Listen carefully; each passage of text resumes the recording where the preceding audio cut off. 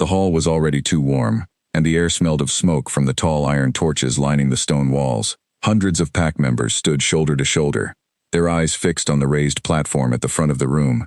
Elena Voss stood near the back, her hands pressed tightly together, trying to steady her breathing. She had never been inside the Blackwood Hall before. She had never needed to be. Until 3 days ago, she had been nobody important, a quiet young woman from a small pack on the northern border, known only for her steady hands and her calm way of soothing frightened children during storms. Now every eye in the room seemed to be searching for her. A horn sounded from somewhere near the platform, low and deep, and the crowd fell silent almost instantly. Elena felt her heart jump into her throat. She had been told what this ceremony meant. She had been told what it might mean for her. But knowing something in her mind and feeling it happen around her were two very different things.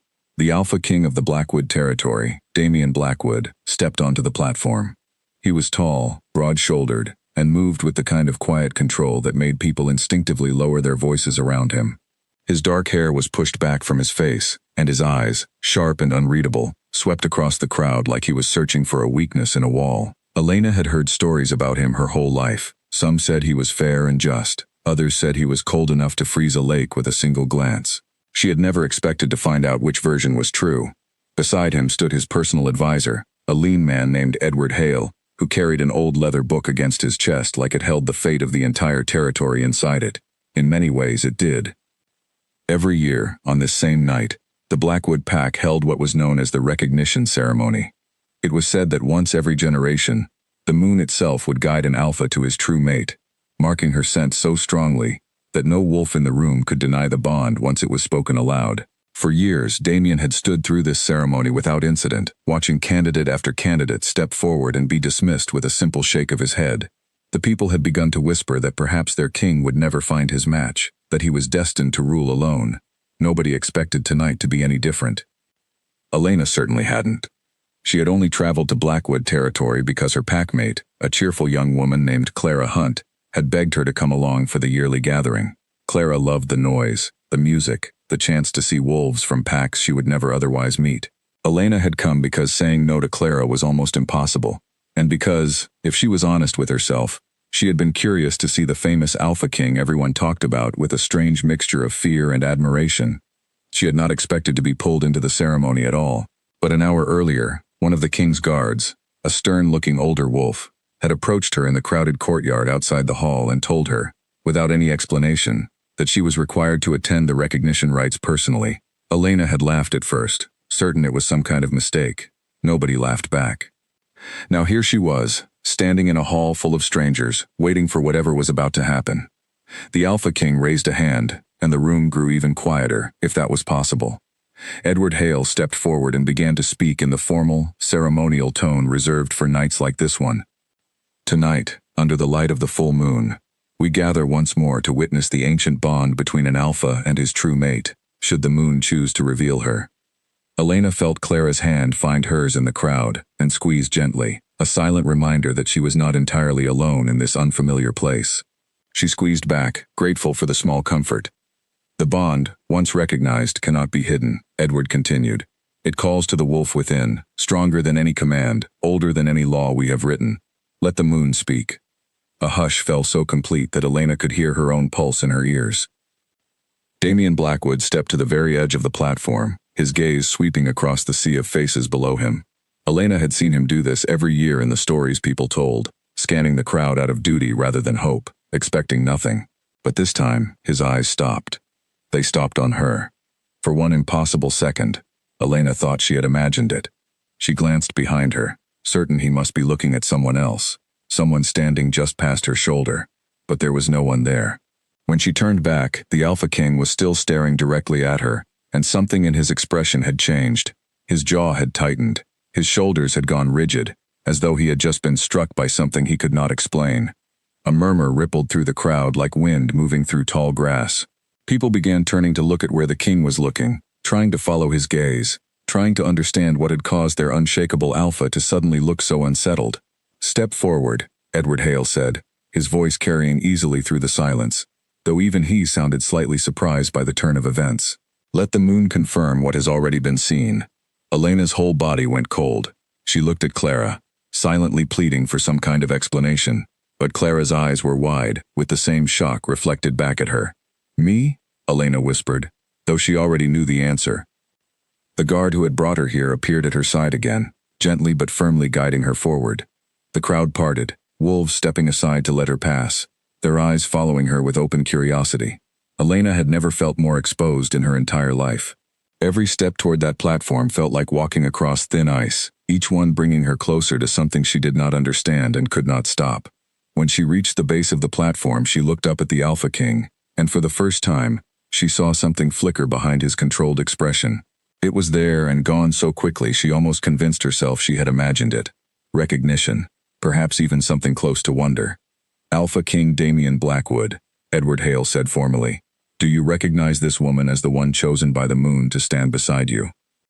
The silence stretched long enough that Elena began to wonder if the ceremony had somehow gone wrong, if perhaps she had misunderstood everything, and this was all some terrible misunderstanding about to be corrected in front of hundreds of witnesses.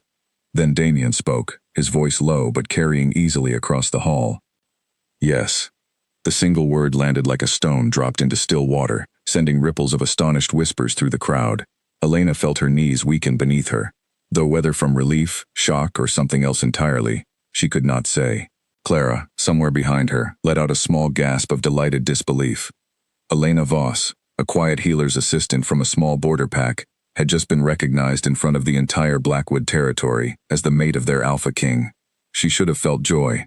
She should have felt the kind of happiness people described in old stories about mates finding each other after lifetimes of searching. Instead, standing there under hundreds of unfamiliar eyes, all she felt was a strange, creeping unease, as though the ground beneath her had shifted just slightly out of place.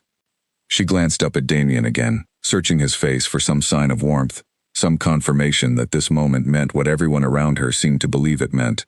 What she found instead was something far more troubling.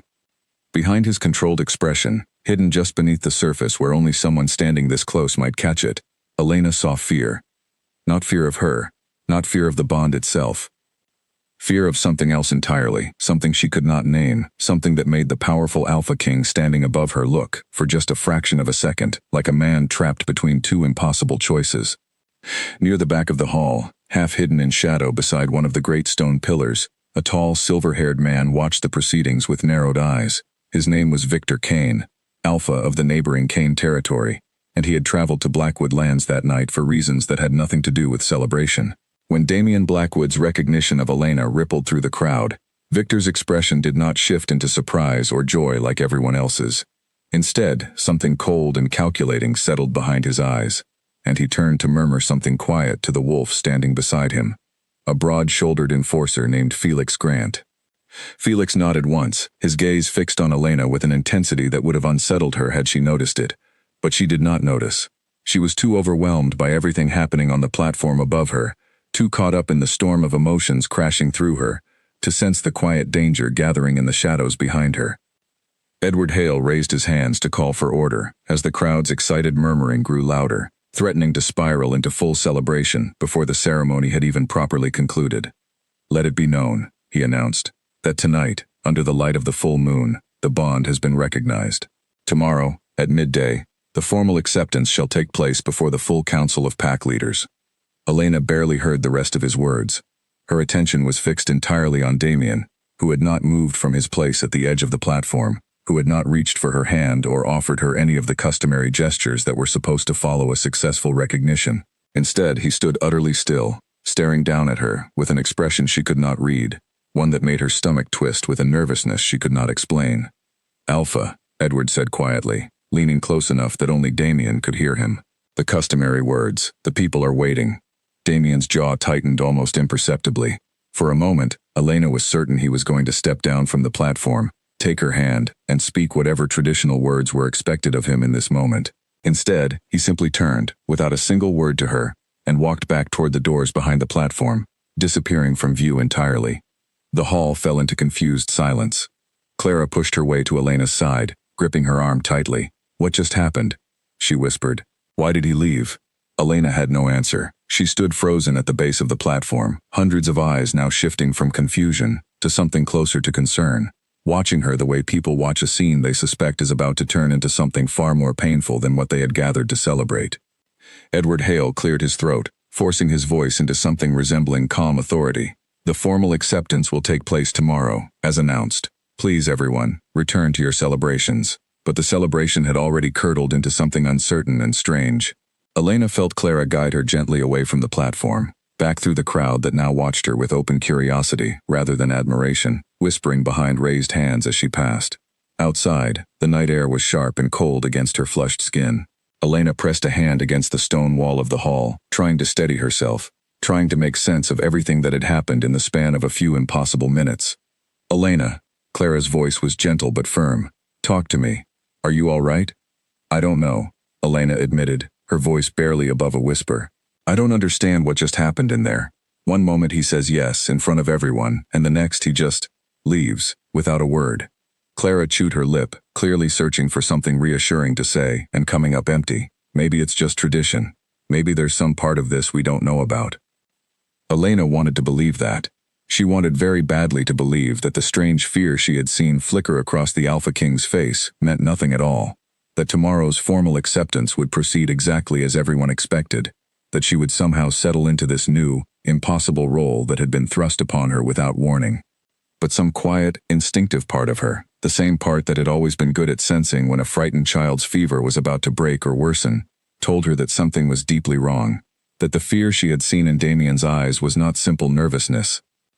It was a warning.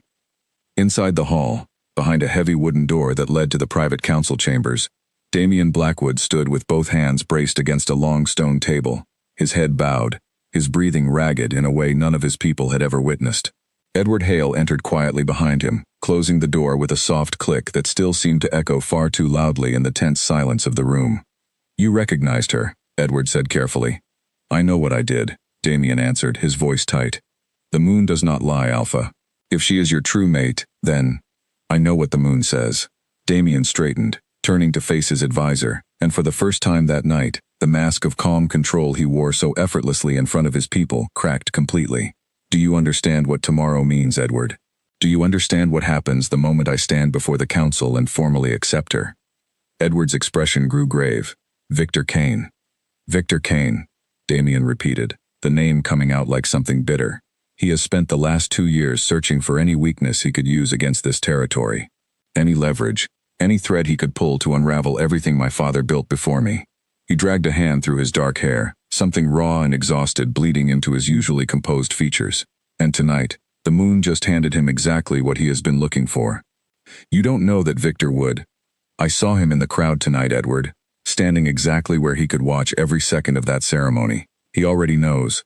By morning, every enemy this territory has will know that the Alpha King of Blackwood has a mate, a weakness, someone who means more to me than my own life, standing completely unprotected in the middle of a war I have spent years trying to keep quiet. Edward was silent for a long moment, weighing the truth in his Alpha's words against the ancient, unbreakable custom of recognition. The bond cannot simply be ignored, Alpha. Everyone in that hall witnessed it. If you refuse her tomorrow, the shame of that rejection will follow her for the rest of her life. It is not a small thing you are considering. I know, Damien said quietly, and for the first time, something that sounded almost like grief crept into his voice. I know exactly what it will cost her. He turned toward the narrow window overlooking the courtyard below, where he could just make out 2 figures walking slowly away from the hall, one supporting the other. Even from this distance, even through glass and stone and the crushing weight of everything he now had to decide, Damien felt something in his chest pull toward her. An ache so unfamiliar and so powerful that it frightened him more than any enemy ever had. He did not know her name yet. He barely knew anything about her at all, and yet some deep, wordless part of him already understood that whatever choice he made tomorrow would haunt him for the rest of his life, regardless of which path he chose. There has to be another way, Edward said quietly. Damien did not answer. He simply stood at the window, watching the small, distant figure of the woman the moon had chosen for him disappear into the darkness beyond the courtyard walls, already dreading the sunrise that would force his hand. Outside, unaware of the storm gathering around her, Elena allowed Clara to lead her back toward the guest quarters where their small pack had been given rooms for the night. Neither of them spoke much during the walk. The cold night air had done little to calm the uneasy churning in Elena's stomach, and no matter how many times she replayed the scene in her mind, she could not shake the memory of Damien's eyes, the fear buried just beneath his controlled exterior. As they reached the entrance to the guest quarters, Clara finally broke the silence.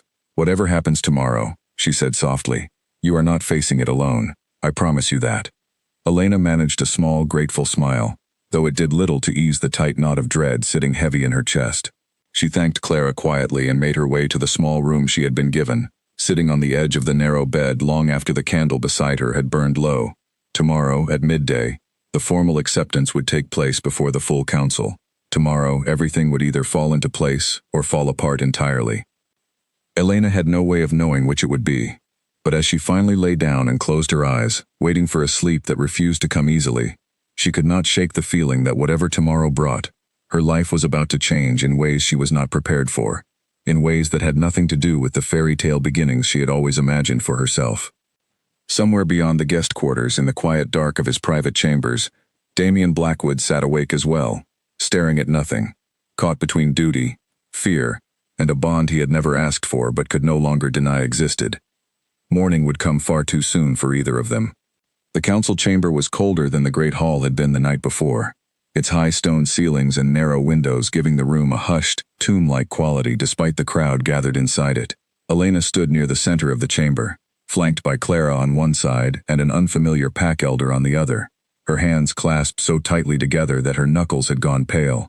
Around them, the full council of Blackwood territory sat in a wide semicircle of carved wooden chairs, dozens of pack leaders and elders from every corner of the region, all gathered to witness what should have been a joyous formality. Elena had barely slept. She had spent most of the night replaying the strange fear she had seen on Damian's face, trying to convince herself it had meant nothing, that today would proceed exactly as tradition demanded. But standing here now, in this cold stone room full of watching eyes, that fragile hope felt harder and harder to hold on to. Edward Hale stood at the front of the chamber beside an empty chair reserved for the Alpha King, his expression carefully neutral, though Elena thought she caught something tense in the way he kept glancing toward the side entrance, as though waiting for Damian to appear and dreading it in equal measure. A murmur rippled through the gathered council as the heavy doors finally opened. Damian Blackwood entered the chamber alone, dressed in the formal dark robes reserved for matters of council business, his expression a mask of perfect, unreadable calm. Elena searched his face for any trace of the fear she had witnessed the night before, but she found nothing. Whatever had troubled him then had been locked away completely, hidden behind the same composed authority that had made him famous across the territories. He took his seat at the front of the chamber without once looking in her direction, and Elena felt a small, cold seed of dread settle deeper into her chest. "We gather today," Edward Hale announced, his voice carrying formally through the silent chamber, "to witness the formal acceptance of the bond recognized last night between Alpha King Damian Blackwood and Elena Voss, of the Northern Border Pack." A ripple of anticipation moved through the seated council members. Several exchanged curious glances, clearly having heard the strange rumors already circulating about the king's abrupt departure from the ceremony the night before.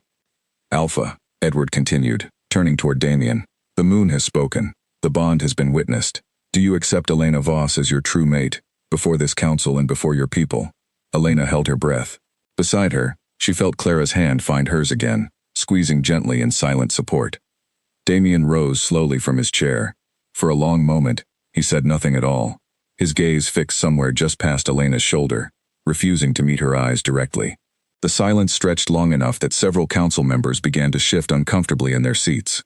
"I have considered this matter carefully through the night," Damian finally said, his voice steady and cold in a way that made Elena's stomach drop, "and I have decided that I cannot accept this bond." The chamber erupted into stunned murmurs. Elena felt the words land like a physical blow, knocking the breath from her lungs entirely.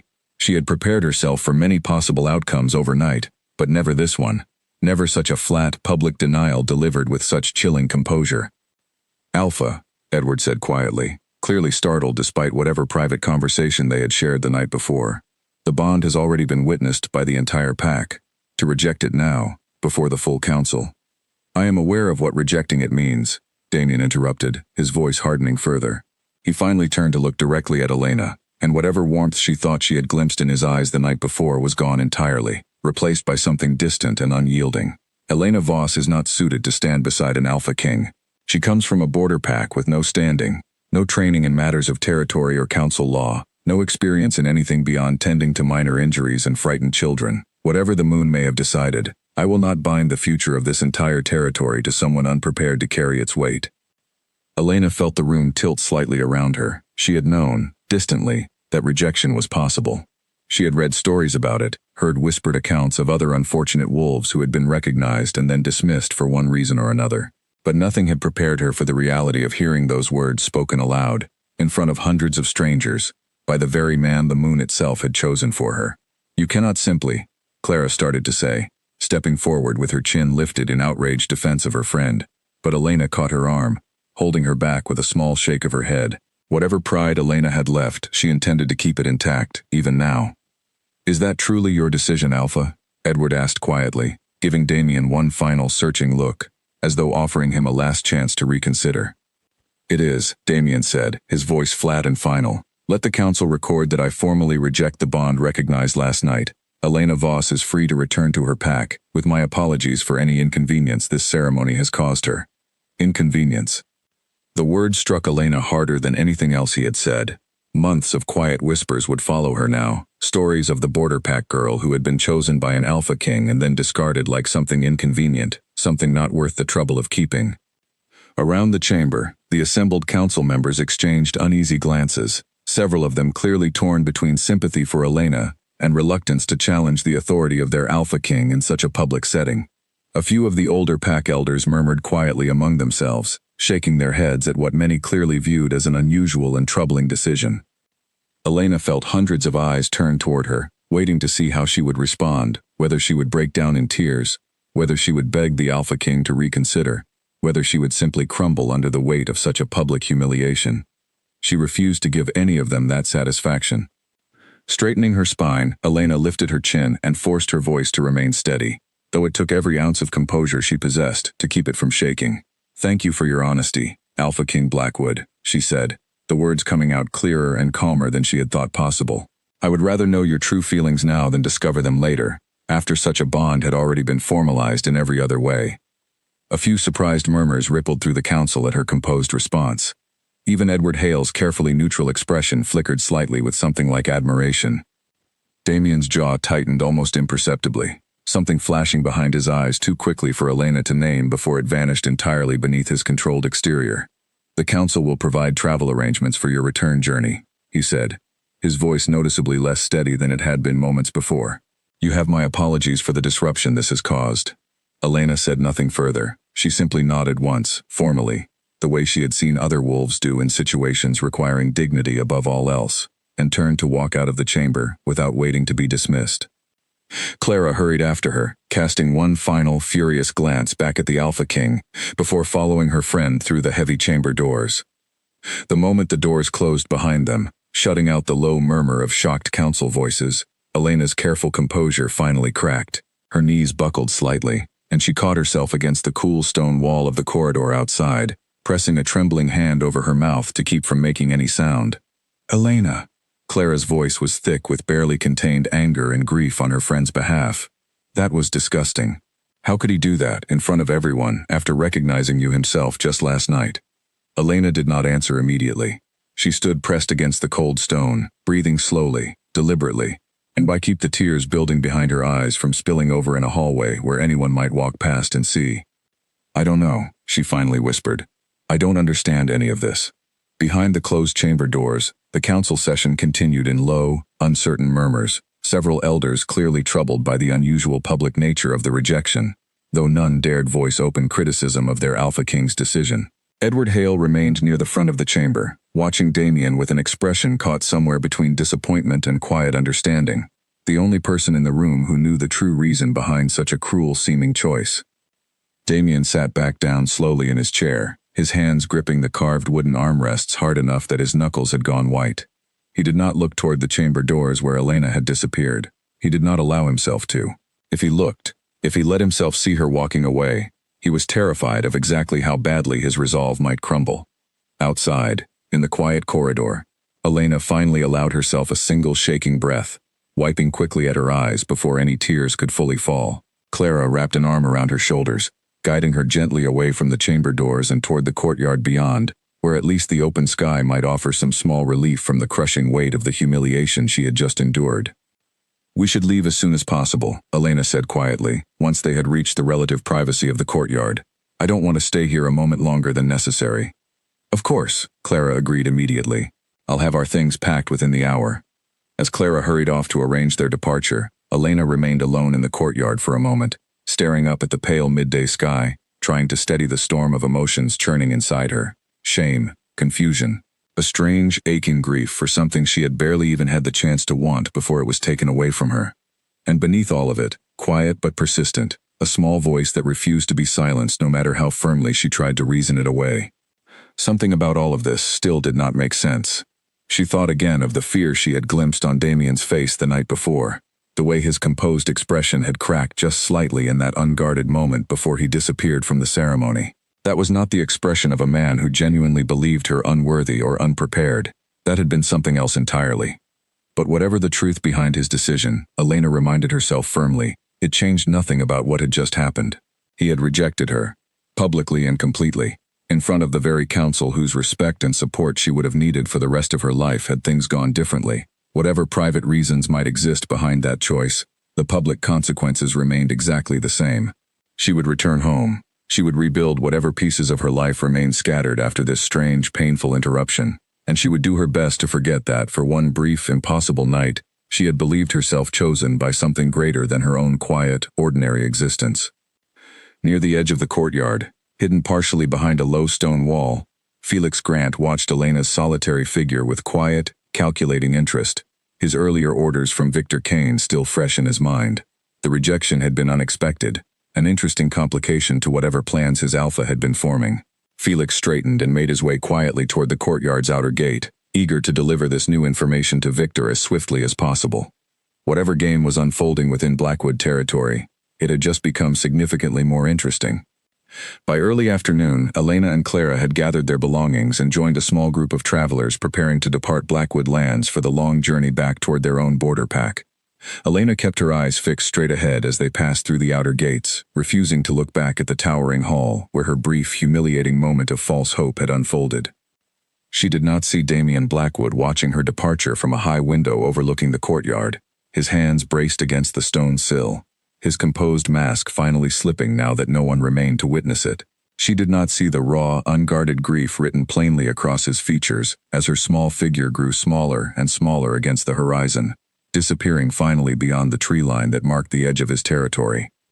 Damien remained at that window long after she had vanished from sight, long after the courtyard below had emptied entirely, caught in a silence far heavier and more painful than any decision he had ever been forced to make as Alpha King. He had done what he believed necessary to keep her safe. He had convinced himself, through a long and sleepless night, that a public rejection was a smaller cruelty than the danger she would face as his openly recognized mate, with every enemy of his territory now aware of exactly how to wound him most deeply. But standing here now, watching the empty road where she had disappeared, Damien found himself wondering, for the first time since making his decision, whether he had simply traded one kind of danger for another entirely different kind of loss.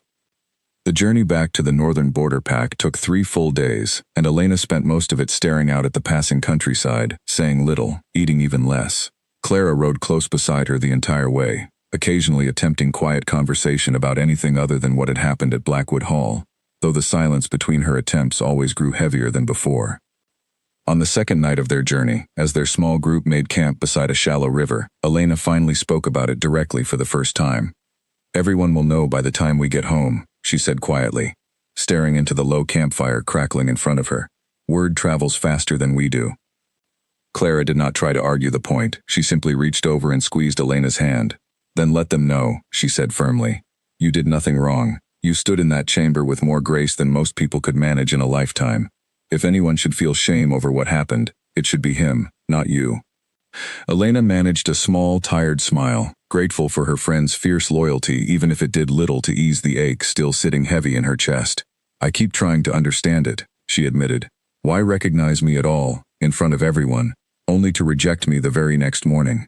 It doesn't make sense. If he truly believed I was unsuited to stand beside him, surely he would have known that immediately, the moment he saw me. Why wait a full night to decide?"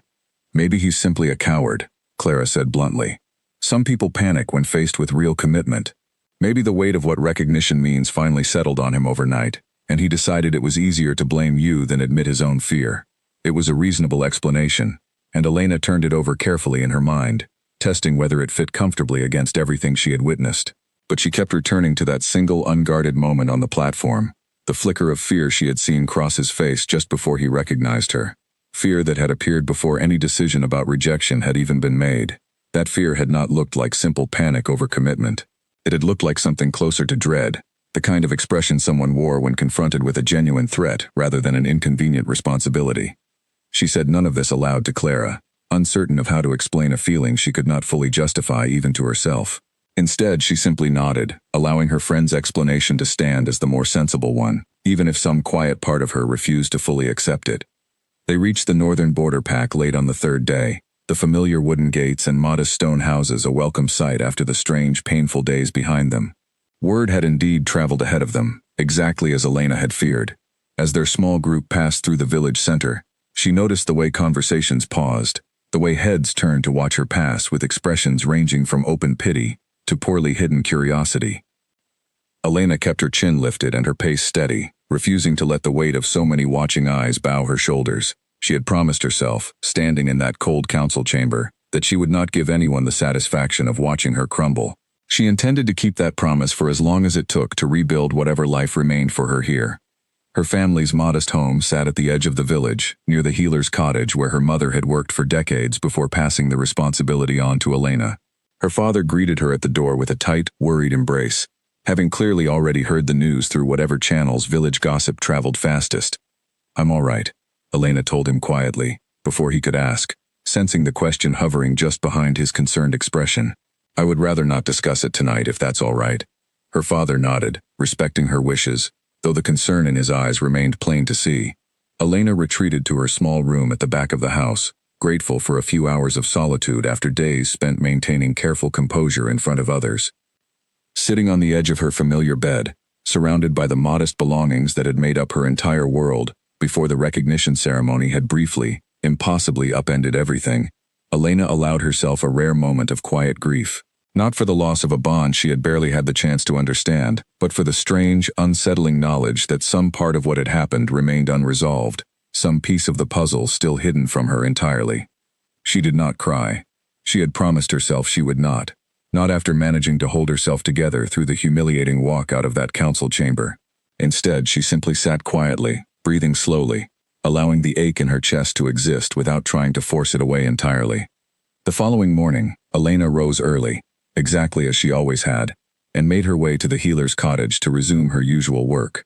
She had decided, somewhere in the sleepless hours of the previous night, that the fastest way to reclaim her life was simply to return to it, to fill her days so completely with familiar routine that there would be little space left for dwelling on what could not be changed. The cottage was quiet when she arrived, filled with the familiar scent of dried herbs and the soft morning light filtering through its narrow windows.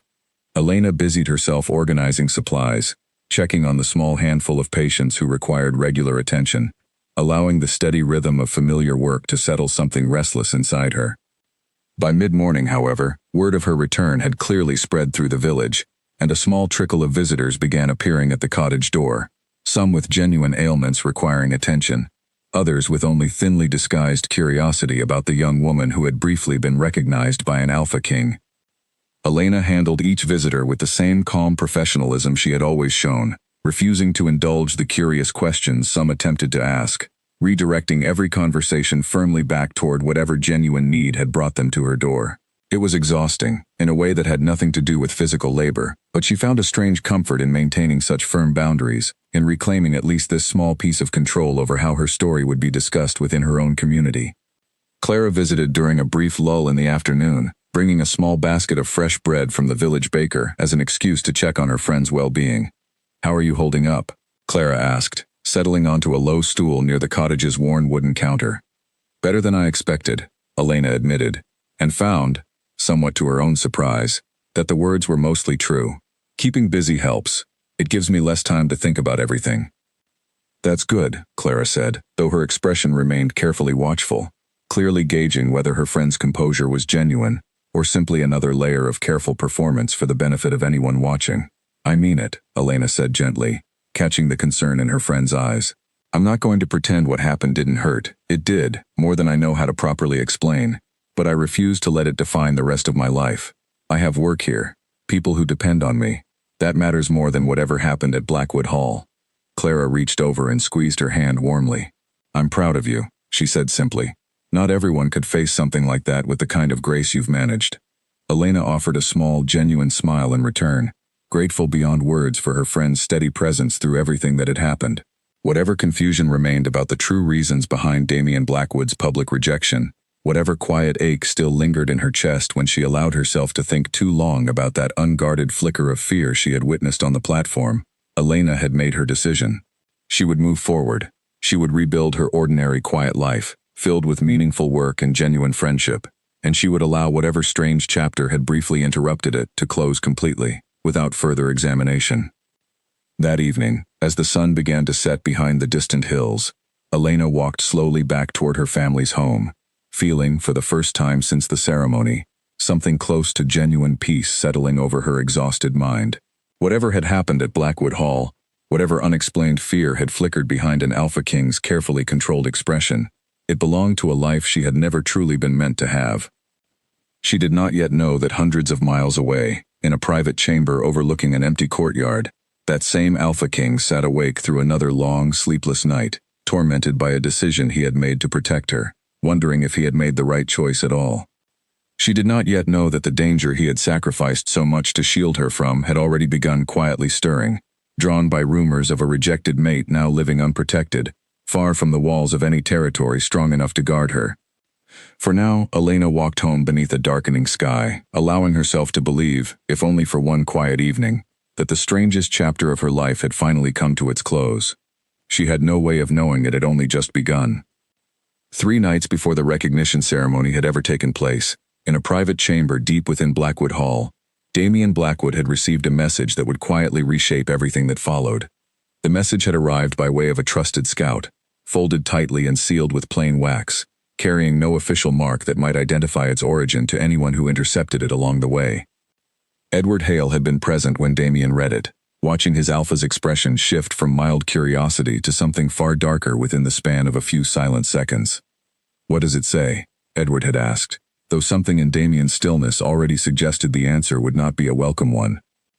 Damien had handed the folded parchment across without a word, and Edward's own expression had darkened considerably as he read through the carefully worded threat contained within it. The message came from an anonymous source, though both men suspected immediately who stood behind it. It stated plainly that any wolf recognized as the Alpha King's mate would not survive long enough to see a formal acceptance ceremony completed, that Blackwood Territory's enemies had grown tired of waiting for an opportunity to weaken the king through more conventional means, and that a mate bond, once formed, represented exactly the kind of vulnerability they had been searching for. This could be nothing more than an empty threat, Edward had said carefully, though his own voice lacked full conviction. Whoever sent this may simply be testing your resolve, hoping to provoke a reaction. And if it isn't empty? Damien had asked quietly. If someone truly intends to harm whoever the moon chooses for me, what then? Neither man had possessed a satisfying answer to that question. The recognition ceremony had been scheduled for 3 nights later, an ancient tradition that could not simply be cancelled or postponed without raising far too many uncomfortable questions among the assembled pack leaders and elders who would be attending from territories across the region. Damien had spent those 3 nights in restless uncertainty, hoping against reasonable expectation that the moon would simply choose no one at all this year, exactly as it had failed to do for every year of his reign until now. When Elena Voss had stepped forward from the crowd, and the unmistakable pull of recognition had settled over him with a certainty he could not deny even if he had wanted to, Damien had felt something far more complicated than the joy such a moment should have brought him. He had felt terror. Terror not for himself, but for a woman he barely knew, who had suddenly become the single greatest vulnerability in his entire reign, precisely at the moment when enemies of his territory had made clear their intention to exploit exactly such a weakness. That single night between the ceremony and the formal council acceptance had been the longest of Damien's life. He had paced his private chambers for hours, weighing every possible option, searching desperately for some alternative that did not require the cruelty of a public rejection. There must be another way to protect her, he had said to Edward, sometime past midnight, his composed exterior finally cracking under the weight of his exhaustion. Increased guards, secrecy about the bond itself, anything other than rejecting her in front of the entire council. Edward had considered the question carefully before answering, his expression grave. Alpha, consider what you're suggesting. If word spreads that you have accepted a mate, regardless of how carefully you attempt to guard her, every enemy of this territory will know exactly where to strike hardest. Increased guards can be circumvented. Secrecy cannot survive the kind of public ceremony that has already taken place tonight. Too many witnessed the recognition. Word will spread regardless of what we do next. Then what would you have me do? Damien had asked, his voice raw with an exhaustion that had nothing to do with physical tiredness. I would have you consider, Edward had said quietly, that a public rejection, however cruel it may appear, offers her the one form of protection increased guards never could. If the entire territory believes you have dismissed her as unworthy, if word spreads that the bond means nothing to you, then whoever sent that threat has no further reason to view her as a means of reaching you. She becomes, in the eyes of your enemies, simply another failed candidate, forgotten, irrelevant. Damien had sat with that suggestion for a long, silent moment, feeling the full weight of what it would require settle over him like a physical burden. She will believe I truly find her unworthy, he had said quietly. She will carry that shame for the rest of her life, believing something about herself that isn't true at all. Perhaps, Edward had acknowledged, but she will carry that shame alive, Alpha, rather than becoming a target for enemies who have already demonstrated their willingness to act against this territory's most vulnerable connections.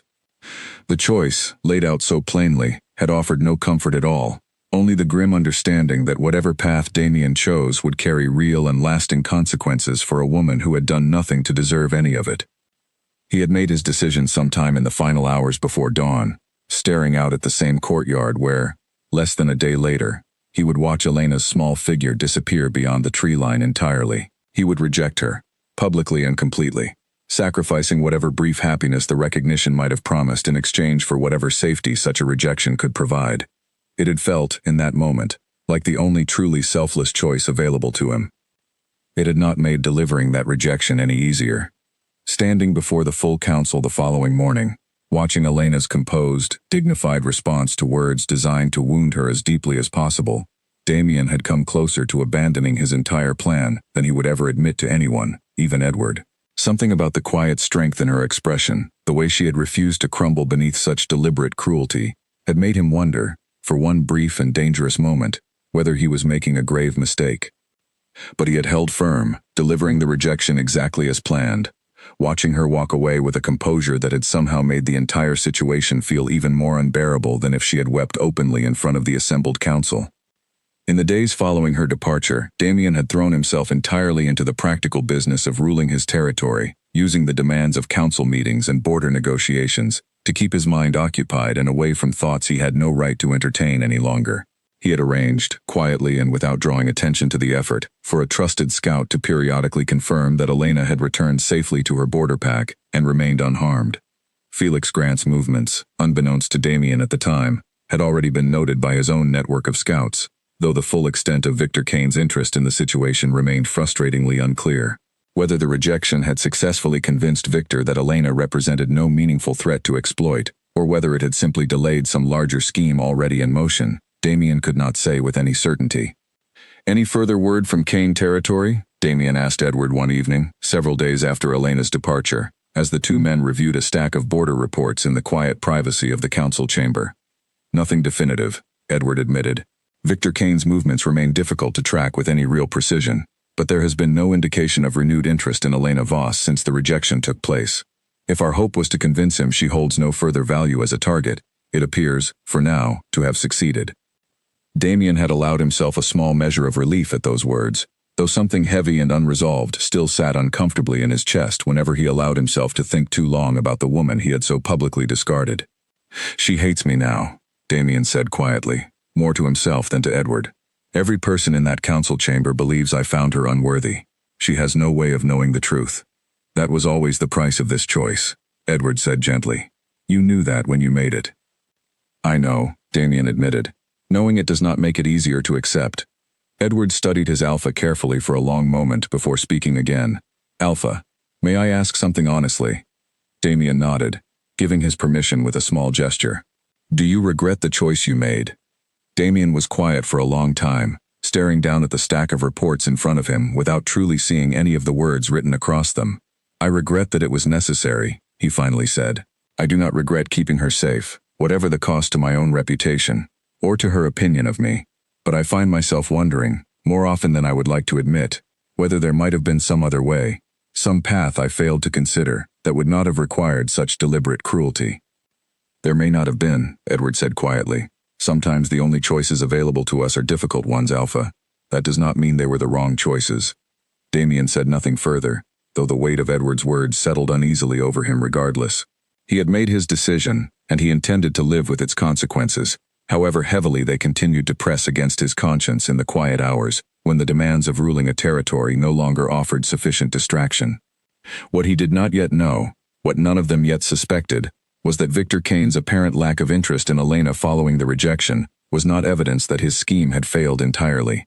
It was simply evidence that his true intentions had shifted toward patience rather than immediate action, a willingness to wait quietly on the periphery of Elena's ordinary life until circumstances aligned more favorably for whatever plans he had already begun setting into motion. Far to the north, in her family's modest home near the healer's cottage, Elena remained entirely unaware of any of this, believing fully in the version of events she had witnessed with her own eyes. She believed herself simply unworthy, dismissed, forgotten by a king who had briefly recognized her, before deciding she did not meet whatever standard he required. She had no way of knowing that her rejection had been an act of protection rather than genuine dismissal, no way of knowing that the Alpha King who had wounded her so publicly now sat awake through countless restless nights, tormented by the choice he had made on her behalf. And she certainly had no way of knowing that the danger Damien had sacrificed so much to shield her from had not disappeared entirely, but had simply retreated into patient, watchful silence, waiting for the right moment to reveal itself once again. 6 months passed before Elena finally admitted to herself that staying in the northern border pack was no longer serving her well. It was not any single dramatic event that convinced her, but rather the slow, gradual accumulation of small moments, each one a quiet reminder that she remained, in the eyes of her own community, the woman an Alpha King had rejected before hundreds of witnesses. Neighbors who had known her since childhood now spoke to her with careful, pitying gentleness. Younger wolves in the village whispered when she passed, their curiosity about her story never quite fading no matter how much time went by. Even her own father, though he never said so directly, seemed to watch her with a kind of worried tenderness that suggested he feared she might shatter at any moment, despite months of evidence to the contrary. Elena had grown tired of being watched. She had grown tired of feeling like a cautionary tale rather than a person. "I've been thinking about leaving," she told Clara one afternoon, as the two of them sat together in the healer's cottage, sorting through a fresh delivery of dried herbs. Clara looked up, surprised. "Leaving? Where would you go?" "There's a city, 3 days south of here, called Ashworth Crossing," Elena said. "It sits outside any single pack's territory entirely, a place where wolves and humans live side by side, without the same kind of rigid pack hierarchy we have here. I've heard they have need of trained healers." "You want to leave Packlands completely?" Clara asked, her tone carrying equal parts surprise and concern. "I want to leave somewhere I'm known only as a story," Elena said quietly. "Somewhere I can simply be a healer, without every conversation eventually circling back to what happened at Blackwood Hall. I love you, Clara, and I love my family, but I don't think I can fully rebuild my life here, not when every reminder of who I used to be before that ceremony still surrounds me constantly." Clara considered this for a long moment, clearly torn between her own reluctance to see her closest friend leave and her genuine understanding of why Elena might need exactly this kind of fresh start. "I'll miss you terribly," she finally said, "but I understand. If this is what you need, then you should go." Elena's departure, when it finally came 3 weeks later, was far quieter than her arrival at Blackwood Hall had been. She said her goodbyes to her father, who embraced her tightly and made her promise to write often, and to Clara, who cried openly despite her earlier attempt at gracious support, and set out on the long journey south with little more than a small cart of belongings and the modest savings she had accumulated from years of healing work. Ashworth Crossing, when she finally arrived, proved to be exactly the kind of place she had hoped for. The city bustled with a mixture of wolves and humans going about their daily business with little regard for the rigid pack politics that had governed every aspect of her previous life. Nobody here knew her name. Nobody here had heard the story of the border pack girl an Alpha King had publicly rejected. For the first time in months, Elena found herself able to walk through crowded streets without feeling the weight of curious, pitying eyes following her every movement. She found modest lodging above a small bakery run by a warm, cheerful woman named Grace Miller, who quickly became something close to a second mother figure during Elena's first uncertain weeks in the unfamiliar city. Grace's daughter, a bright and curious young girl named Lily, took an immediate liking to Elena, often finding excuses to visit her small rented room upstairs, simply to ask questions about the herbs and remedies scattered across her modest work table. Within a month, Elena had secured steady work at the city's public healing house, a modest but well-organized clinic that served both wolves and humans without discrimination. The work suited her well, filling her days with enough genuine purpose and steady routine that she found less and less occasion to dwell on the painful memories that had driven her to leave her previous life behind entirely. "You have remarkably steady hands," the clinic's senior healer, an older man named Henry Ashford, told her during her first week, watching her carefully clean and dress a deep wound on a young human boy who had injured himself falling from a tree, and a calm manner that puts even frightened patients at ease. "Wherever you trained before coming here, they taught you well." "My mother taught me," Elena said simply, allowing herself a small, genuine smile at the memory. "She spent decades caring for our pack before passing the responsibility to me. She would be proud, I imagine, seeing how well you've carried that responsibility forward."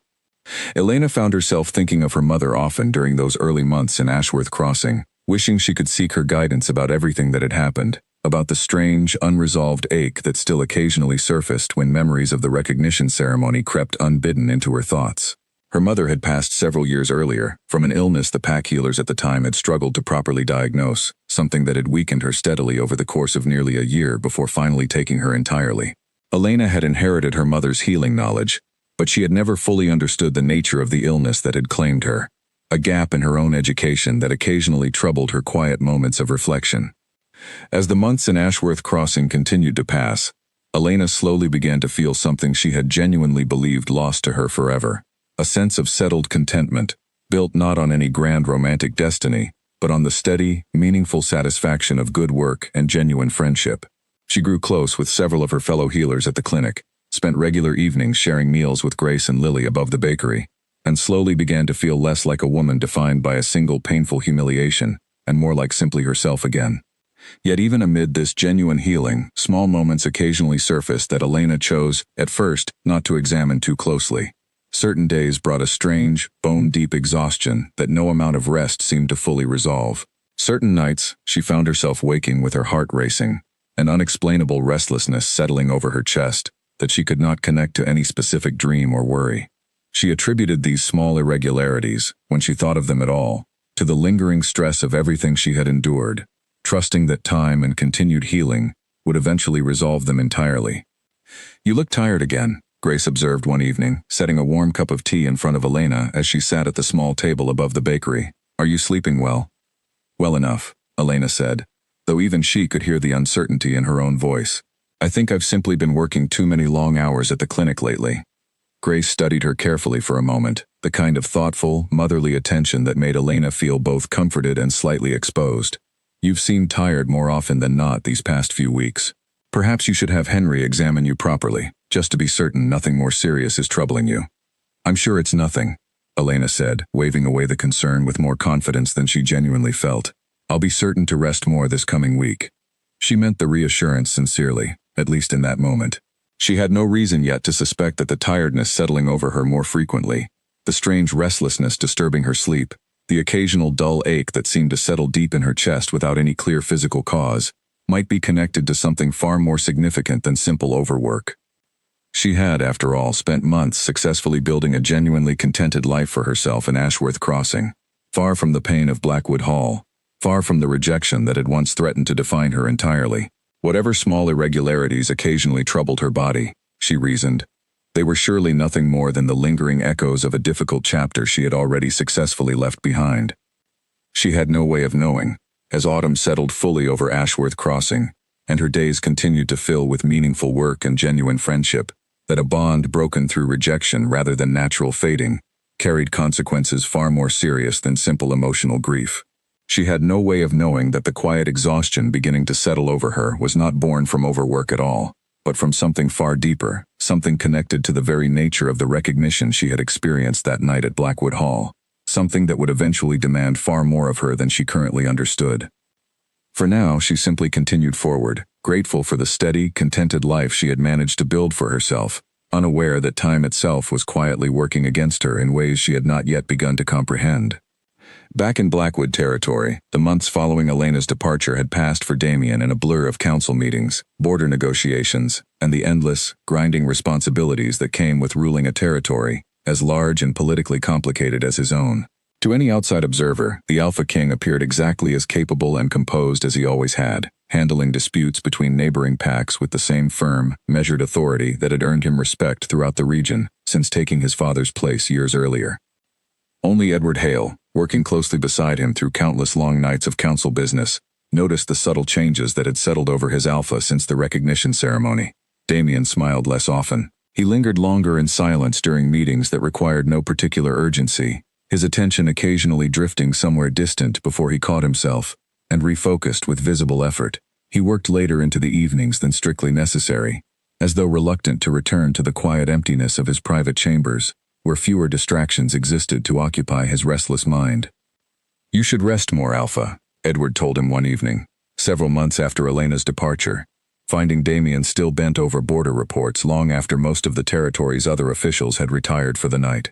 "These matters will still require attention in the morning." "I sleep poorly regardless of when I retire," Damien admitted, not looking up from the report in front of him. "I find the work occupies my mind more usefully than staring at the ceiling of an empty room." Edward said nothing further on the matter that evening, though the concern in his expression remained plain to see. He had watched his Alpha make what he believed to be the correct, necessary choice regarding Elena's safety, but he had also watched, with growing unease, the toll that choice continued to exact on Damien's own well-being in the months that followed. Damien had arranged, discreetly and without drawing unnecessary attention, for a trusted scout to periodically check on Elena's welfare, initially confirming only that she had returned safely to her border pack following the rejection.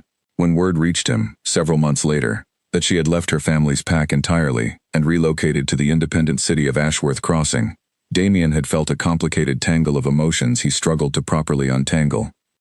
Relief, first, that she appeared to be building some kind of new life for herself, rather than remaining trapped within a community that clearly continued to view her through the lens of her public humiliation. But beneath that relief sat something heavier and more difficult to name, a quiet grief at the knowledge that she had needed to leave her entire life behind.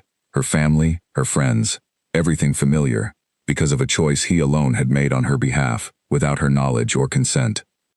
"She has settled well in Ashworth Crossing, according to our scout's most recent reports," Edward informed him one afternoon, several months into her relocation. "Steady work at the city's healing clinic, genuine friendships forming with several local residents. By every outward measure, she appears to be thriving." "Good," Damien said quietly, and meant it sincerely. Despite the ache the words still caused him. "That is all I truly wanted for her." "Is it?" Edward asked, studying his Alpha carefully. Damien did not answer directly, though the tightness in his jaw suggested Edward's quiet question had struck closer to some unspoken truth than Damien was entirely comfortable acknowledging. The temptation to reach out to her, even indirectly, had grown steadily stronger throughout those long months, a quiet pull that Damien found himself fighting against more frequently than he cared to admit. He told himself, repeatedly, that reaching out in any form risked drawing renewed attention to a connection he had worked so hard to publicly sever, that any contact between them, however carefully disguised, could potentially reignite whatever threat had originally forced his hand. He reminded himself during his most difficult moments of temptation that Elena believed him genuinely dismissive of her, that she had built her new life in Ashworth Crossing under the assumption that the Alpha King who had once recognized her considered her entirely forgotten. Reaching out now, revealing any hint of the truth behind his rejection, would only unravel the very protection he had sacrificed so much to provide her. And so Damien continued to watch from a careful, painful distance, gathering occasional reports on her well-being through his network of trusted scouts, allowing himself small measures of relief whenever those reports confirmed she remained safe and reasonably content, while privately enduring the steady ache of a bond he had chosen to publicly deny but could not truly extinguish within himself. Meanwhile, reports concerning Victor Kane's activities continued to filter through Blackwood Territory's intelligence network, though nothing definitive emerged regarding his intentions toward Elena specifically. Victor had grown notably quieter over the preceding months, his usual pattern of provocative border incursions and political maneuvering slowing considerably, a development that troubled Edward Hale more than open aggression might have. "Kane is planning something," Edward said during one of their private council sessions, spreading a collection of intelligence reports across the table between them. "This pattern of quiet withdrawal is not typical of him. He has always preferred visible pressure, small incursions designed to test our response and wear down our patience over time. This sudden silence suggests he has shifted his approach entirely, likely towards something requiring more careful, patient preparation. Any indication of what that preparation might involve? Damien asked, setting aside the report he had been reviewing to give Edward his full attention.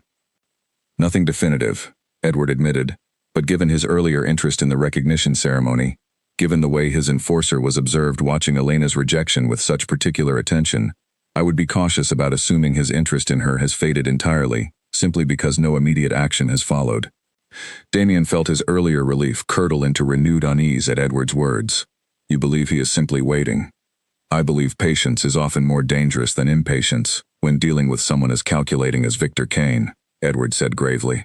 A public rejection may have removed her from his immediate interest, but if he continues to view her as a potential vulnerability worth exploiting eventually, distance and time may simply be tools he intends to use to his advantage, rather than obstacles that have permanently deterred him. The possibility settled uncomfortably over Damien for the remainder of that evening, and for many evenings that followed. He increased, quietly and without drawing undue attention, the frequency of reports concerning Elena's safety, instructing his scouts to remain particularly alert for any sign of unfamiliar interest in her activities within Ashworth Crossing. For many months, those increased precautions yielded nothing but continued reassurance. Elena appeared to be building a genuinely stable, contented life for herself, entirely unaware of the ongoing concern quietly extended toward her well-being, from a source she believed had discarded her entirely. Yet as the months stretched into nearly a full year since the recognition ceremony, subtle changes began appearing in the reports Damien received, small details that individually meant little, but that gradually accumulated into a pattern too consistent to easily dismiss. Elena appeared, according to careful scout observations, increasingly fatigued in her daily movements.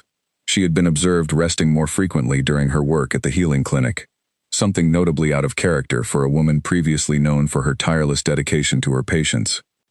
It may be nothing more than ordinary exhaustion, Edward suggested, when Damien raised his concerns about these small but persistent details. The healing profession is demanding work, and she has been managing a full patient load for the better part of a year now. Perhaps, Damien said, though something uneasy had settled deep in his chest that he could not fully articulate or dismiss. He thought again of the ancient stories he had heard throughout his life, tales passed down through generations of alpha families, warning of the physical toll a severed mate bond could exact on wolves separated from their true match for extended periods of time. He had dismissed such stories at the time of his rejection as exaggerated folklore rather than genuine medical concern, comforting himself with the belief that Elena's distance from him would ultimately protect her far more than any bond ever could. But now, watching these small, troubling patterns accumulate in the careful reports his scouts continued to provide, Damien found himself wondering, with a growing unease he could not fully suppress, whether those old stories might contain more truth than he had previously allowed himself to consider. He said nothing further to Edward about these particular fears that evening, unwilling to voice a concern he could not yet properly substantiate. But privately, as he retired once again to the quiet emptiness of his private chambers, Damien found himself praying, for the first time in longer than he cared to admit, that whatever exhaustion troubled Elena in Ashworth Crossing was simply the product of demanding work and nothing more. He had no way of knowing, not yet, just how gravely mistaken that hope would eventually prove to be. The exhaustion crept up on Elena so gradually that she almost failed to notice how significantly it had worsened until nearly a full year had passed since her arrival in Ashworth Crossing.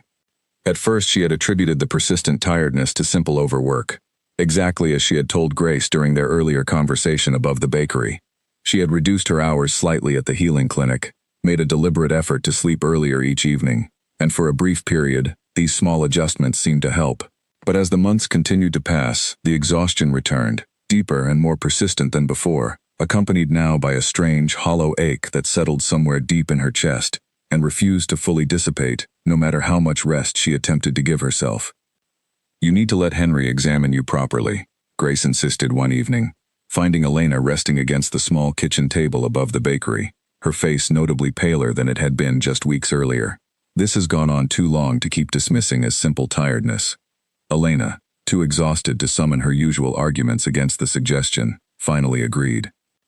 Henry Ashford examined her carefully the following morning, listening to her heartbeat, checking the color beneath her eyes and fingernails, asking careful questions about her sleep, her appetite, the persistent ache in her chest that she had finally admitted to experiencing with increasing frequency.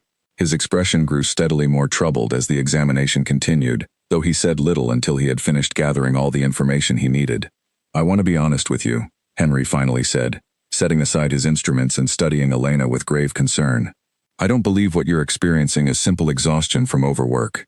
Your heartbeat carries an irregularity I don't fully understand, and the persistent ache you've described, combined with your declining energy over these past several months, suggests something deeper may be occurring within your body." "What kind of something?" Elena asked, her healer's training allowing her to maintain outward composure even as genuine fear began settling over her. "I'm not entirely certain," Henry admitted. "I've treated many patients over the years, but nothing quite matches the particular pattern I'm observing in you. Have you experienced anything like this before, at any point earlier in your life?" Elena considered the question carefully, and found herself thinking, unbidden, of her mother's final illness years earlier, the same mysterious weakening that had gradually claimed her despite every treatment the pack healers of the time had attempted. She had never fully understood the nature of that illness, had inherited her mother's healing knowledge without ever learning the specific cause behind the condition that had eventually taken her life. "My mother experienced something similar before she passed," Elena said slowly. "The pack healers at the time were never able to properly diagnose what afflicted her. She simply grew weaker, over the course of nearly a year, until eventually her body could no longer sustain itself." Henry's expression grew even more troubled at this information. "Do you know if anything specific preceded the onset of her illness, any significant emotional distress, or unusual life circumstances, around the time her symptoms first began?" Elena tried to recall the details of that difficult period, memories she had not examined closely in years. She had lost someone very dear to her, shortly before she first began showing signs of weakening. "I don't recall the full details. I was quite young at the time." "I see," Henry said quietly, though something in his careful tone suggested he was considering possibilities he did not yet feel prepared to voice aloud with any certainty. "Henry," Elena said, her voice steadier than she genuinely felt, "please, be honest with me. Whatever you suspect, I would rather understand it clearly than be given false reassurance." Henry studied her for a long moment before finally speaking. "There are old accounts, rarely discussed openly in modern healing practice, of wolves experiencing a particular kind of wasting illness following the severing of a significant bond, mate bond specifically. The old stories describe it as a kind of grief that settles too deeply into the body itself, gradually weakening the heart and spirit together until the affected individual simply fades entirely." Elena felt something cold settle over her chest at his words, an understanding beginning to form that she was not yet ready to fully accept. "I am not suggesting this is definitely what afflicts you," Henry continued carefully. "I have no way to properly confirm such an old and rarely documented condition through conventional examination. But given what you've described about your mother's illness, given the particular pattern of your own symptoms, I would be remiss not to raise the possibility. I was recognized once," Elena said quietly, the admission costing her more than she expected, "by an Alpha King. The bond was witnessed and then rejected, publicly, the following morning." Understanding and genuine sympathy crossed Henry's weathered features. That would align, unfortunately, with exactly the kind of circumstance the old accounts describe. "Is there any treatment?" Elena asked, her voice carefully controlled despite the fear building steadily beneath her composed exterior. Henry's expression grew grave. "The old accounts suggest very few reliable treatments exist for a condition rooted so deeply in the bond itself, rather than any conventional physical ailment. Some describe partial recovery achieved through reconciliation with the bonded individual, though I have no way to know how reliable such accounts truly are, given how rarely this condition has been properly documented in recent generations." "And without reconciliation?" Elena asked quietly, though some part of her already suspected the answer before Henry spoke it aloud. "I am sorry, Elena," Henry said gently. "I do not believe I have any effective treatment to offer you, if this is truly the condition affecting you. I will continue researching whatever historical accounts I can locate, and I will do everything within my ability to ease your symptoms and extend whatever comfort I can provide. But I would be dishonest if I claimed confidence in a full recovery, absent the reconciliation the old accounts describe as necessary." Elena sat quietly for a long moment, absorbing the weight of everything Henry had just told her. She thought of her mother, weakening steadily over the course of a difficult year, never fully understanding what illness had claimed her. She wondered, with a fresh and painful clarity, whether her mother too had experienced some significant severed bond in her earlier life, something Elena had never known enough to ask about while her mother still lived to answer such questions. "I would ask that you keep this diagnosis private. For now," Elena finally said. "I do not wish for Grace, or my other friends here, to know the full severity of what we suspect, until I've had time to properly consider what to do with this information. Of course, Henry agreed gently, though I would encourage you not to wait too long before deciding how you wish to proceed. Whatever course of action you eventually choose, time appears to be a significant factor in conditions of this nature. Elena left the clinic that afternoon feeling as though the solid ground beneath her feet had shifted entirely, replaced by something uncertain and frightening that she had not properly prepared herself to face. She walked slowly back toward Grace's bakery, her mind churning through everything Henry had told her, searching for some path forward that did not require confronting the impossible question now hanging over her future. Reconciliation, Henry had suggested, offered the only reliable path toward genuine recovery.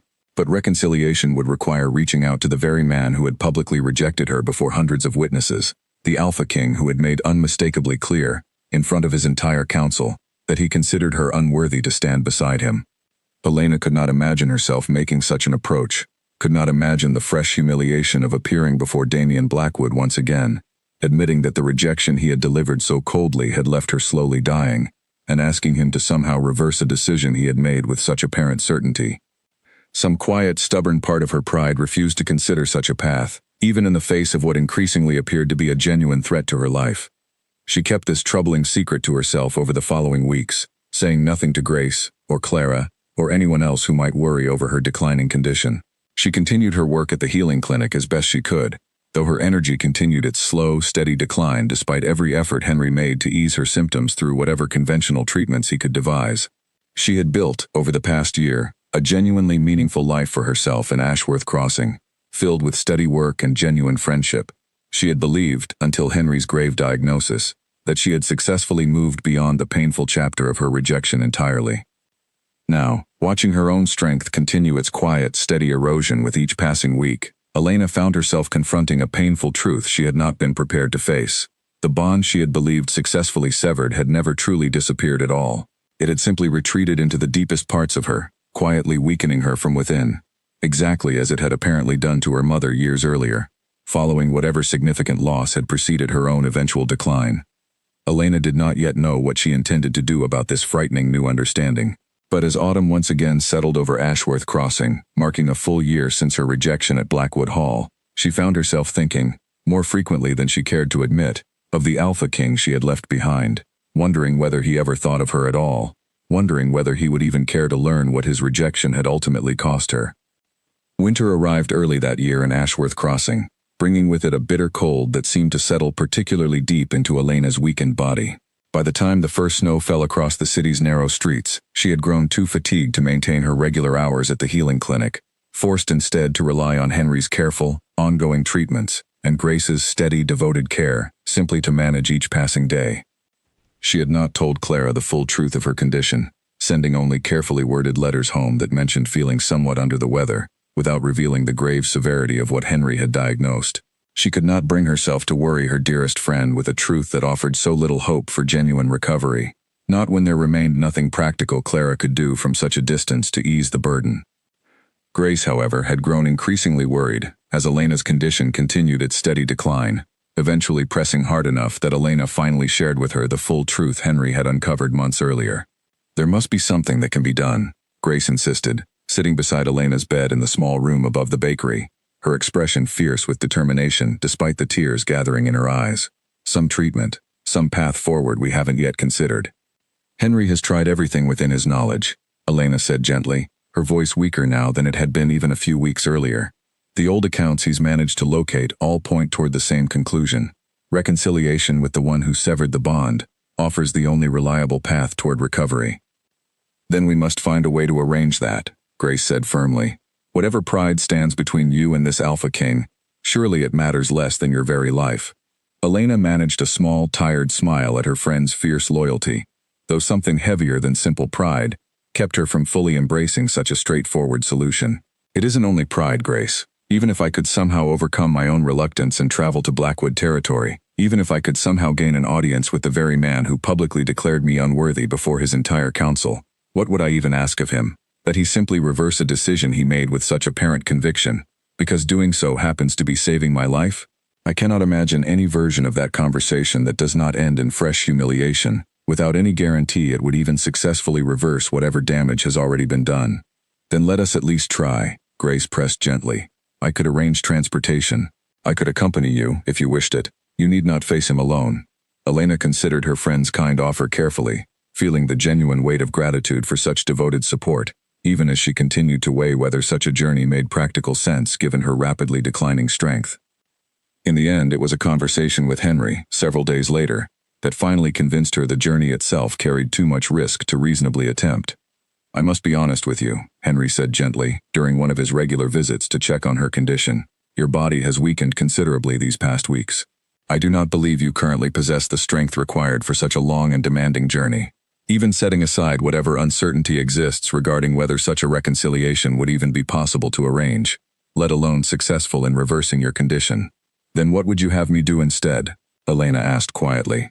Henry was silent for a long moment before answering. I believe, given your current condition, our focus should shift toward ensuring your remaining time is spent as comfortably and meaningfully as possible, rather than pursuing a journey that carries significant risk without any guarantee of success. The grave acceptance in his words settled heavily over the small room, and Elena found herself, for the first time since receiving his original diagnosis, fully confronting the reality that her condition might genuinely prove fatal. She did not weep, not immediately. She simply sat quietly, absorbing the full weight of what Henry's careful words truly meant, allowing herself time to settle into an understanding she had been quietly avoiding for weeks. That evening, alone in her small room above the bakery, Elena finally allowed herself to consider what she genuinely wished to do with whatever time remained to her.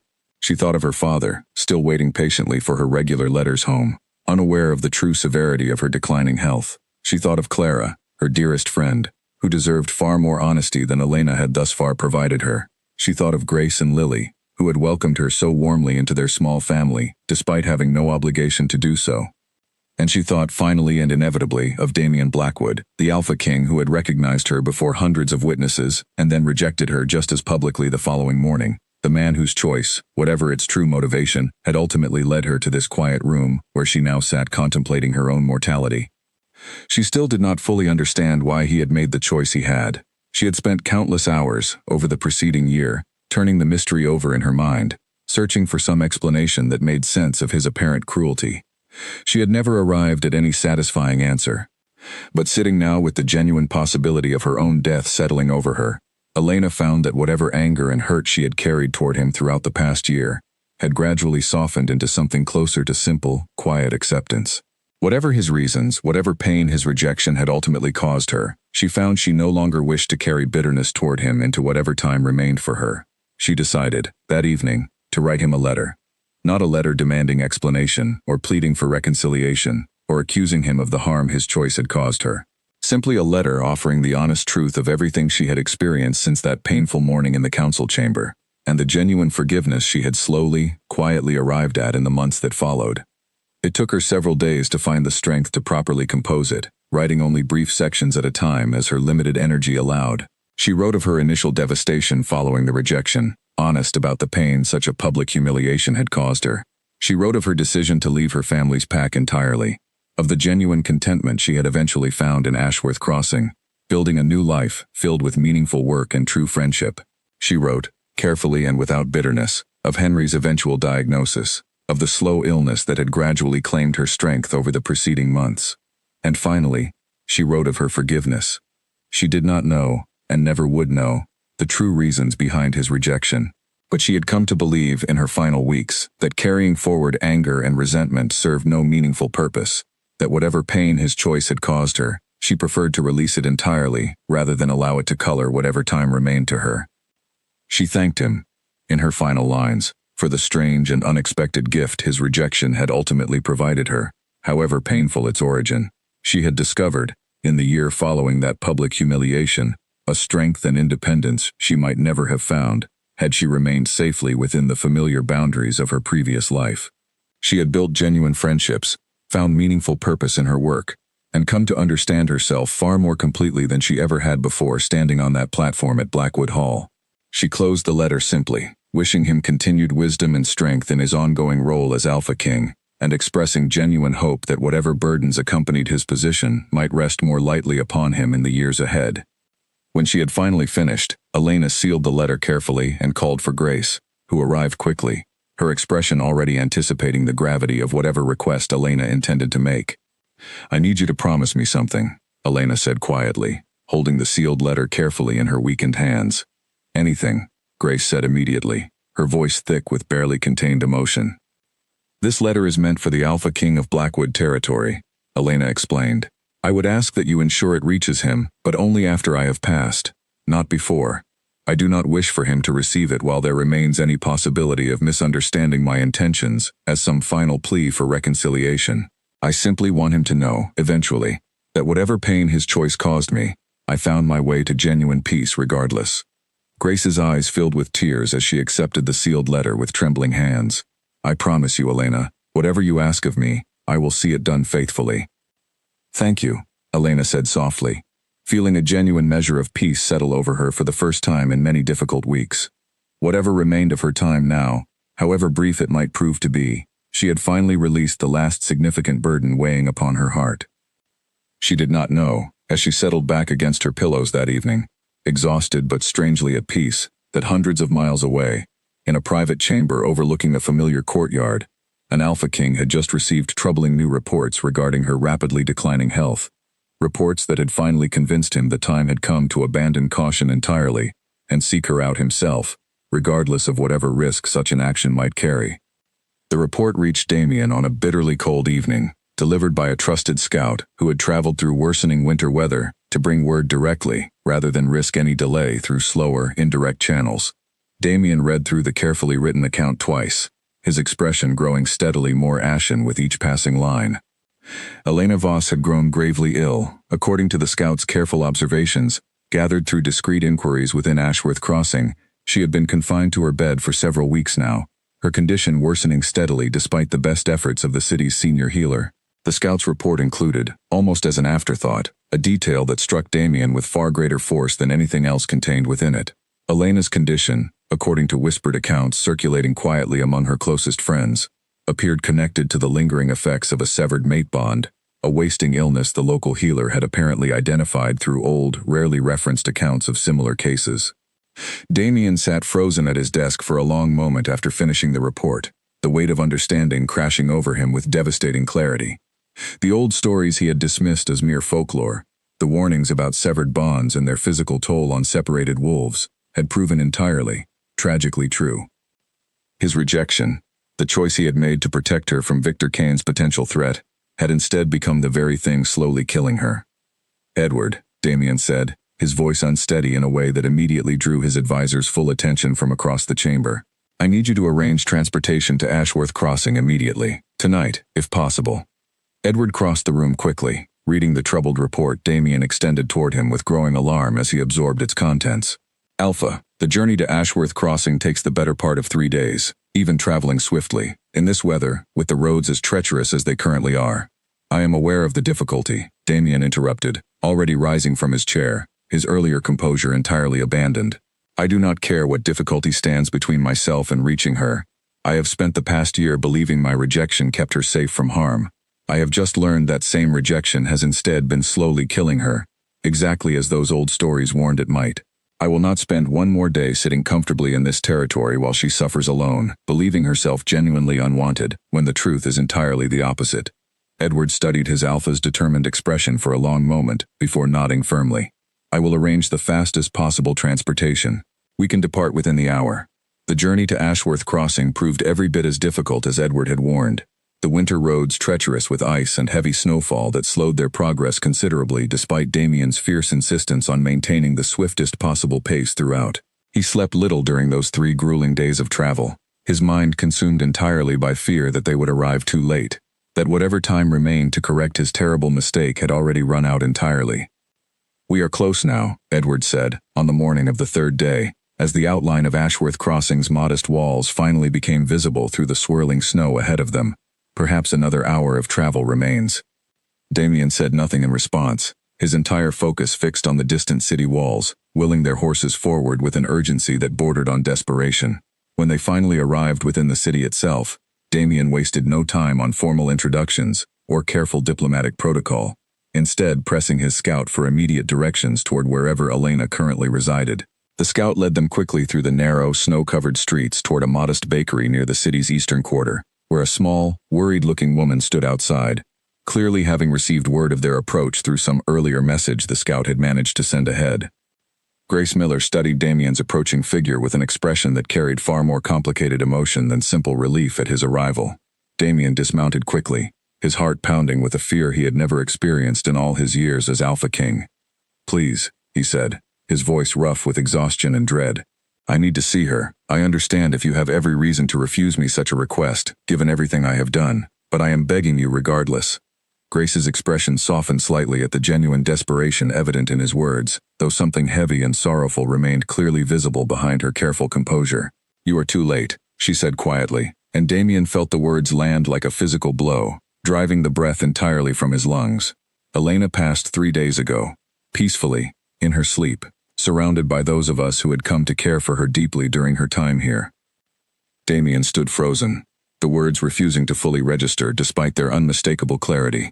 3 days ago, the exact morning they had departed Blackwood territory, racing desperately through treacherous winter roads in a journey that had ultimately arrived too late by the narrowest possible margin. "No," he said, his voice breaking entirely, all pretense of composed authority abandoned completely. "No, there must be some mistake. I traveled as swiftly as any horse could carry me. I did not stop, not once, not for rest or shelter from the worst of this weather. I could not have been too late."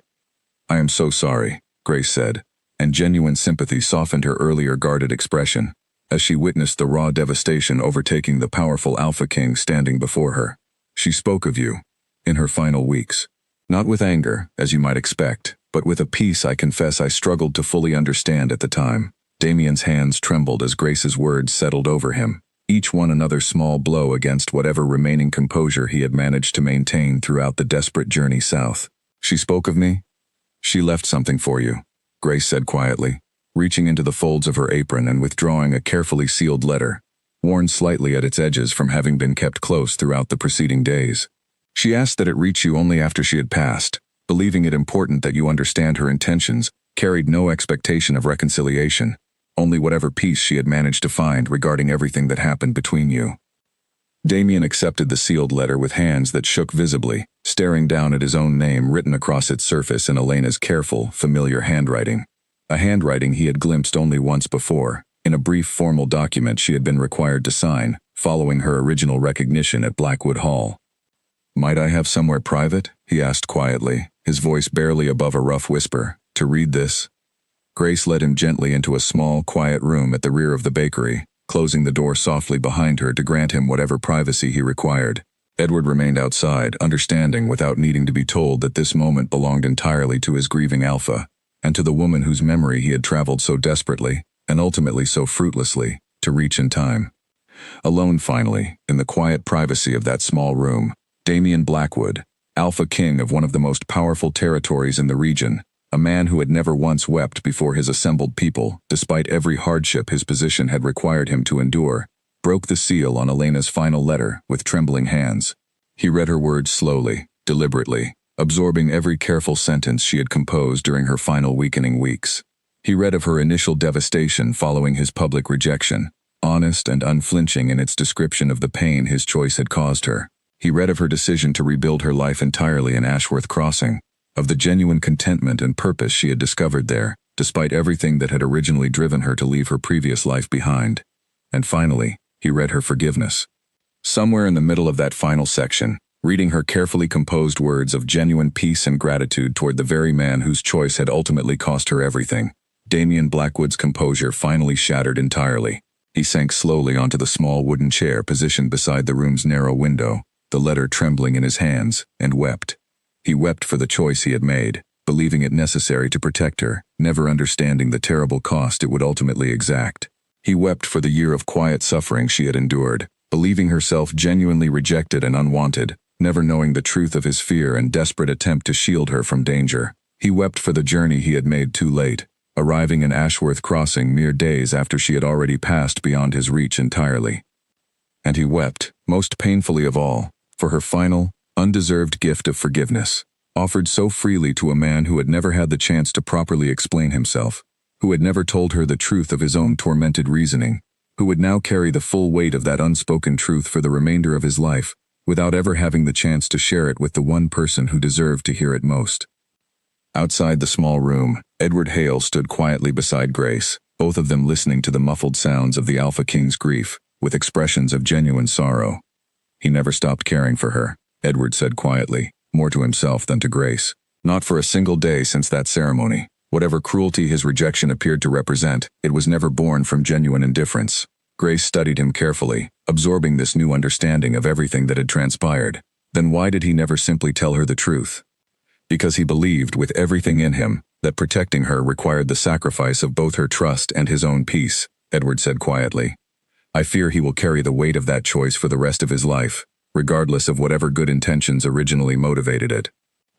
Inside the small room, Damien remained seated beside the narrow window long after his initial grief had finally begun to quiet, staring down at Elena's final letter still held carefully in his trembling hands, understanding with complete and devastating clarity that no choice he made from this moment forward could ever fully repair the terrible cost of the one he had made a year earlier. Damien remained in Ashworth Crossing for nearly a full week following that devastating afternoon, unable to bring himself to depart immediately despite the mounting responsibilities awaiting his attention back in Blackwood territory. He visited the quiet resting place where Elena had been laid to rest, a modest plot beneath a tall oak tree at the edge of the city, chosen, Grace explained, because Elena had often remarked how peaceful the spot appeared during her regular walks through the surrounding area. He spoke with Henry Ashford at length, listening carefully as the senior healer explained everything he had learned about the rare condition that had ultimately claimed Elena's life, the old accounts of severed bonds and their devastating physical toll on separated wolves. Damien absorbed every detail with grim, painful attention, understanding that this knowledge, however late in coming, would need to inform decisions he intended to make regarding his own territory's future practices surrounding the ancient tradition of mate recognition. He spoke also with Lily, Grace's young daughter, who tearfully shared small, precious memories of Elena's kindness during her time in the city. Memories that brought Damien both fresh grief and a strange, bittersweet comfort in understanding just how genuinely Elena had been valued by those who had come to know her during her final year. She was happy here, Lily told him earnestly, her young eyes still red from crying.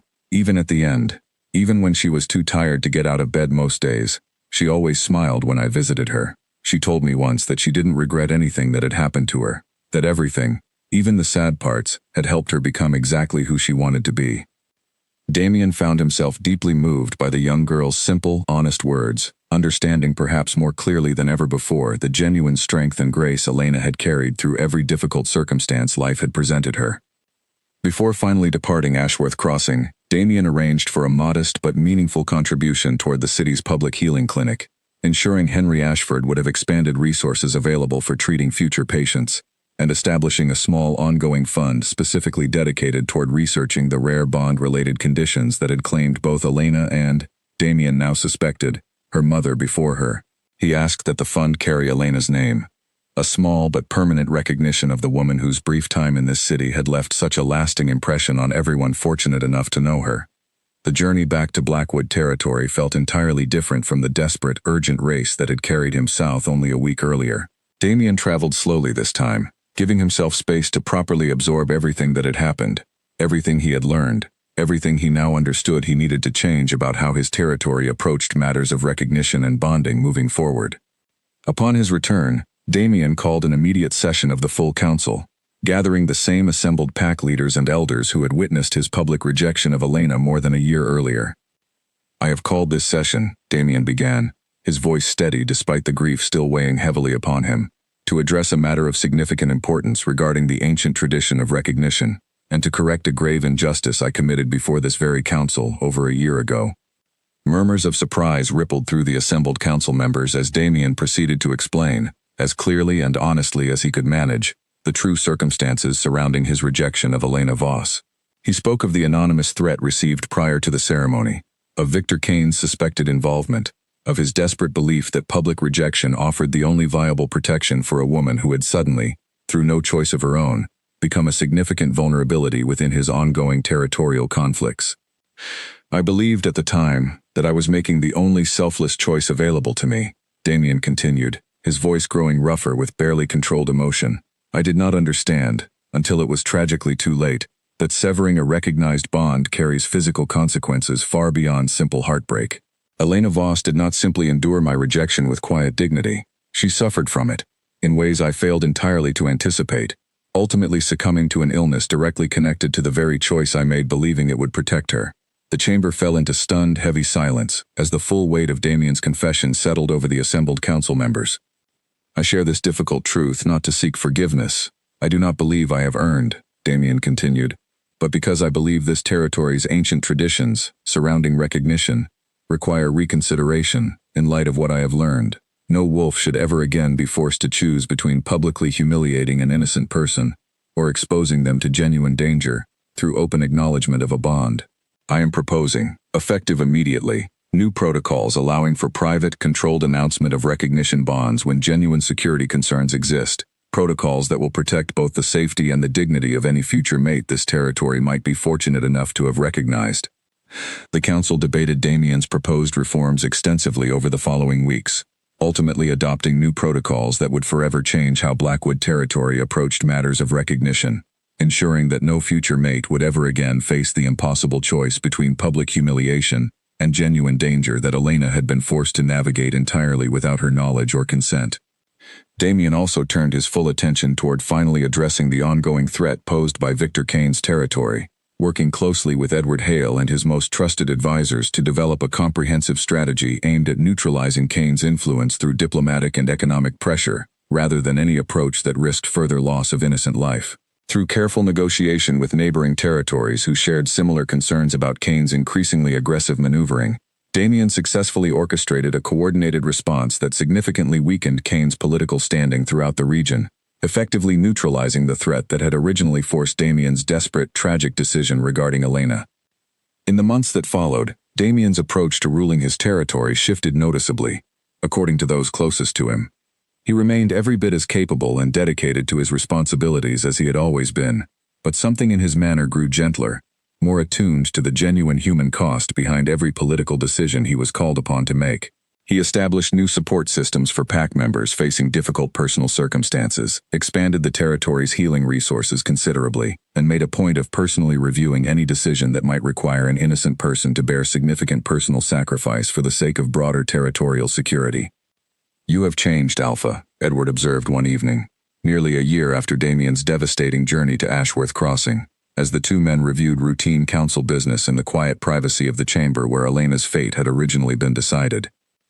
"I have tried to learn from what happened," Damien said quietly. "I cannot undo the choice I made, or the terrible cost it exacted on someone who deserved far better from me. But I can ensure that her loss carries meaning beyond simple tragedy, that this territory learns and grows from the mistake I made, however painfully it was learned." Edward studied his Alpha thoughtfully. "Do you believe she would be satisfied, seeing the changes her loss ultimately inspired?"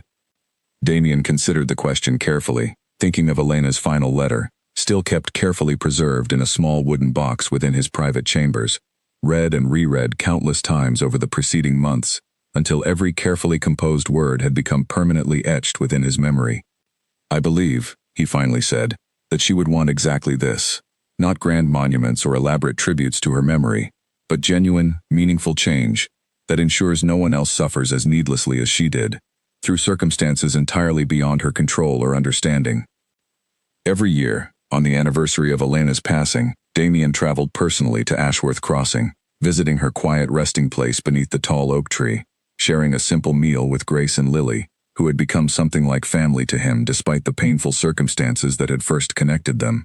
He continued supporting the healing fund established in her name, watching with quiet satisfaction as it gradually expanded to help countless other patients facing similarly rare and poorly understood conditions.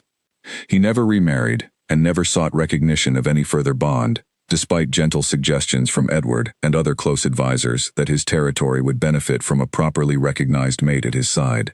Some private, unshakable part of him remained forever devoted to the memory of the woman he had wronged so terribly, however unintentionally, believing it a fitting tribute to spend the remainder of his reign honoring the lessons her tragic loss had taught him, rather than seeking to replace what could never truly be replaced. Years later, long after Victor Kane's influence had faded entirely from the region and Blackwood territory had grown into an even more prosperous and respected presence throughout the land, stories still occasionally circulated among the pack about the Alpha King, who had once cried alone reading a letter from a woman he had publicly rejected, and how that painful, private grief had ultimately reshaped an entire territory's approach toward compassion, protection, and the genuine cost of difficult choices made in the name of love. Elena Voss had never sought to leave such a lasting legacy behind her. She had simply wanted, in her final weeks, to release whatever bitterness remained within her heart, and offer genuine forgiveness to a man whose true intentions she had never fully understood during her lifetime. But in offering that forgiveness so freely, she had given Damian Blackwood something far more valuable than simple absolution. She had given him the strength to transform his own devastating grief into meaningful, lasting change, ensuring that her brief, remarkable life continued to shape the world around her long after she herself was gone. And in the quiet privacy of his own heart, in moments when the weight of his responsibilities grew heaviest, Damian found comfort in believing that somewhere, in whatever place awaited beyond this life, Elena understood exactly how deeply her memory continued to guide him, and how genuinely he had come to love her, even though he had never found the courage to properly tell her so while she still lived to hear it.